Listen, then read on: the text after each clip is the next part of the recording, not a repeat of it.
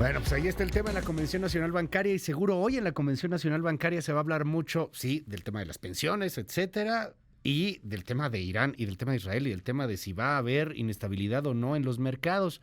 Vino una respuesta, parecía que ya no iba a haber respuesta, ayer hay una respuesta, más tarde lo platicaremos a detalle con Brenda Estefan, pero sí empezó a generar ahí tensión y un poquito de subidas de precio, a ver cómo amanecen al rato los mercados, el superpeso ahí también empezó a perder un poquito, no mucho, también hay que decirlo.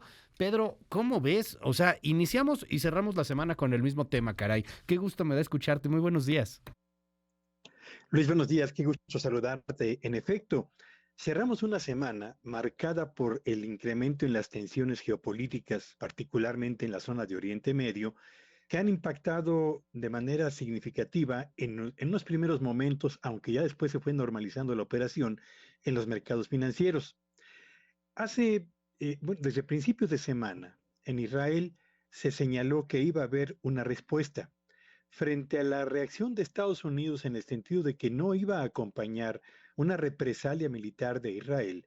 Fue corriendo la semana y a la par se fue consolidando la idea de que se trataría de una respuesta contenida, solamente para calmar un poco los ánimos de los halcones que prevalecen al interior del gobierno israelí y al mismo tiempo para enviar una señal a Irán en el sentido de que un ataque como el que realizó, al margen de que los daños que causó con los 300 drones y basiles, los misiles balísticos había sido reducido, pues un ataque de esa magnitud no podía quedarse sin una respuesta israelí. Y bueno, finalmente la reacción vino justamente el día de ayer, cuando se presenta en el transcurso de la tarde, en el caso de nuestro país, las primeras noticias en el sentido de que se habían escuchado explosiones finalmente en el territorio iraní. Y lo que de inmediato provocó eso fue la sensación de que sin tener mayor información acerca de la magnitud de la respuesta israelí y tampoco de los daños que esto estaba ocasionando, pues evidentemente que los mercados asiático y europeo, que en ese momento ya estaban operando, reaccionaron de inmediato. Y bueno, los índices bursátiles retrocedieron en Asia y también lo hicieron en Europa. El precio del petróleo se incrementó hasta en $3 en las primeras horas y lo mismo sucedió con el precio del oro que alcanzó niveles casi históricos en su cotización, particularmente en la zona asiática, y desde luego las monedas emergentes como la mexicana empezaron a retroceder de una manera importante en las primeras horas.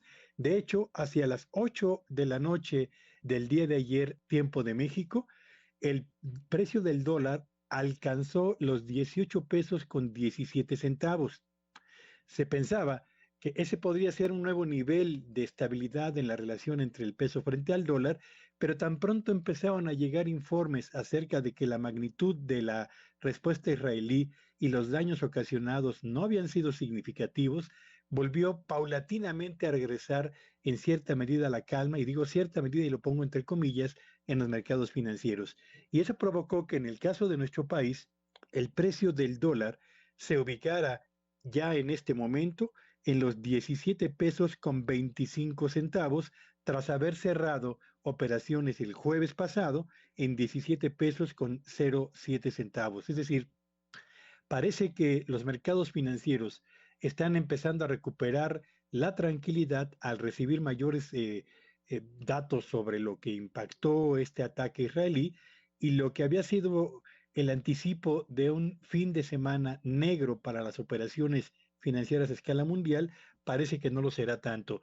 Esto no significa, desde luego, que no se vaya a presentar una nueva escalada o alguna nueva respuesta iraní, o que tal vez, porque hay algunas versiones que así lo indican, Israel realice otro ataque, poco para complementar lo que se hizo el día de ayer y que vuelva a ocasionar cierta inestabilidad en los mercados financieros. Pero lo cierto, Luis Auditorio, es que el nerviosismo inicial, que casi se convierte en pánico, parece regresar paulatinamente a la calma y ahora habrá que ver hasta dónde llega el precio del dólar, particularmente en las operaciones del mercado cambiario mexicano en el transcurso del día de hoy, así como cuál va a ser el comportamiento de la bolsa de valores. Por lo pronto, Asia y Europa cerraron con pérdidas y habrá que ver qué ocurre en América en el transcurso de este día, Luis. Gracias Pedro. Pues vamos a ver, vamos a estar muy atentos. A mí me llama la atención lo que puede llegar a suceder pues en los mercados al ratito. El tema del oro en particular, Pedro, el tema del petróleo. Estos asuntos pues siempre se van moviendo cuando hay este tipo de tensiones, ¿no? O sea, es el refugio a lo seguro.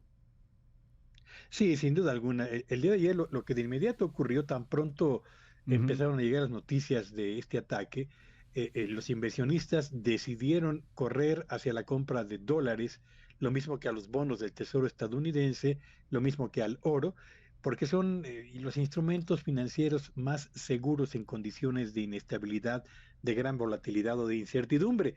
Y insisto, tan pronto empezó a llegar más información, empezaron a retroceder el dólar, lo mismo que la preferencia por el oro. Y bueno, si el petróleo también empezó a retroceder, eso es una señal relativamente favorable de lo que puede ocurrir en los próximos días, pero habrá que esperar. Lo cierto es que si el petróleo repunta, eso va a generar un impacto nocivo a escala mundial por los costos de los energéticos, por las batallas contra la inflación y consecuentemente con los ya de por sí difíciles entornos económicos que prevalecen, particularmente en el combate a los precios, Luis.